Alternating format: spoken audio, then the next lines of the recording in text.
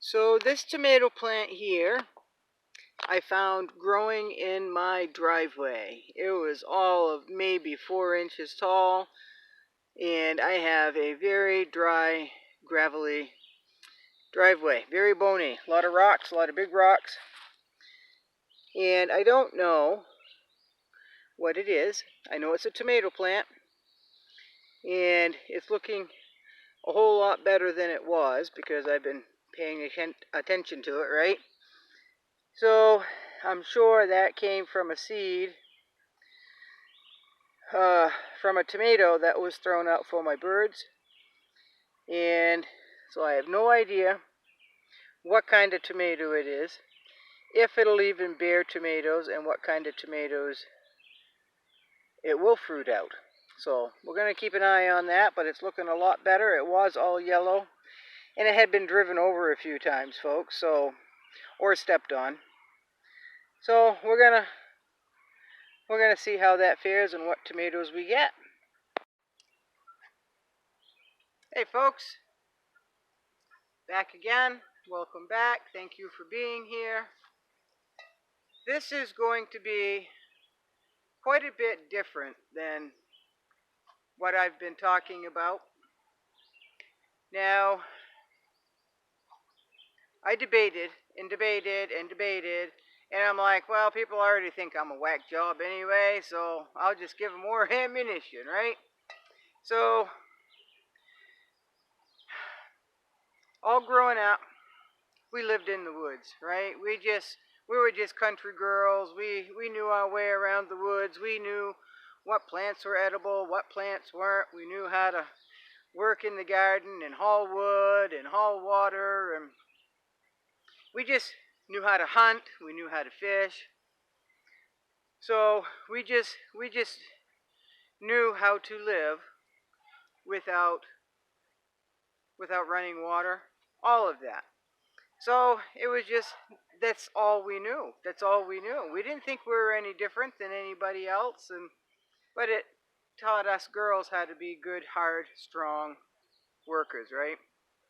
So as I grew, I was going out with this man. I went out with him for several years, and we were like two peas in a pod. We both liked to fish, and not only fish, we liked to brook fish, and we used to put backpacks on our back and just take right off with a compass and take right off to remote ponds and all of that. It was nothing for us to, drive 2 or 3 hours to find some brook or to explore out of the way places so we can catch a trout, right? So one weekend we went up to, and I'm going to give you coordinates and I'm going to give you pictures, folks. Okay? So one weekend we went up. We have a really small town called Shirley Mills. Okay? It's Shirley Mills. And I'm not sure the history on it. I'm sure I did at one point. But you go beyond Shirley Mills and you're going to hit West Shirley Bog, which I've caught a lot of trout in, folks. And there's a brook that runs out of it. I've caught a lot of trout in there. But right there was a primitive campsite. So that's the first thing we would do, was we would go and set up our tent and our little campfire and set everything up. And then we'd go fishing. Back then it was, we could trust people. We never had a problem with anybody stopping and going through our stuff or stealing our stuff. So this was like 35 years ago, folks. Boy, haven't times changed, right? So, and then there was this place that we liked to fish. And it was about an hour away from where we lived. So we drove up, set up camp, and then hit this stream that came out of this meadow, which originally comes out of West Shirley Bog, but then it turns into a brook or a stream. I'm not really sure. And then it winds down through the woods for about, I think, 3 miles, something like that. But it was easier to go backtrack up the road a little bit. When I say road, I'm talking about paper company roads, folks. and then you go up on this knoll and you hang a right coming from West Shirley Bog, and you follow that, and it kind of veers down around to the right a little bit. So it was probably less than 2 miles from campsite downstream.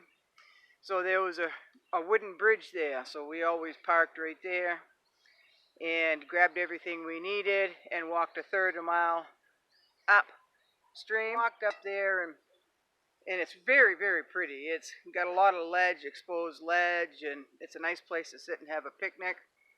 But it's right out in the middle of nowhere, folks. I'm telling you, it's out in the middle of nowhere.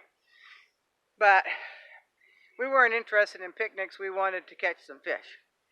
So we would always make our way over the ledges until we come to this ledge that comes this way and another ledge that comes this way with probably a 6-foot gap that ran out of that meadow, and it come out with full force, folks. You don't want to be falling off that ledge into that water because you would get hurt. So, and as you're standing there, I always went over on the right and stood there, and it opens up into a bog with a bunch of alders, and it was slow water up there, and there's a lot of trout up there. Well, there was 35 years ago, there was a lot of trout there. So it looked like it forked. There was a wider spot on the left, and then a stream came in on the right with a bunch of alders grouped in the middle in between it. It was the same stream. It just divided around that section of land. And we was fishing. It was a really hot day, folks. It was like 90 degrees. Way, way, way, way too hot to be fishing for trout. But if you can get your line underneath those alders next to the bank, you can catch some nice trout. I'm talking nice brookies, folks. So we were sitting there because when we fish, we're very serious with our fishing. There is no talking. We were there to fish, and fishing was the only thing on our mind. Well, over here was a whistle. It went, well, I can't whistle, folks, but it went only a bigger whistle than that. And then immediately after, over here, there was the same whistle, only it was responding to that whistle. Now, folks, there's nobody that's going to be in that bog.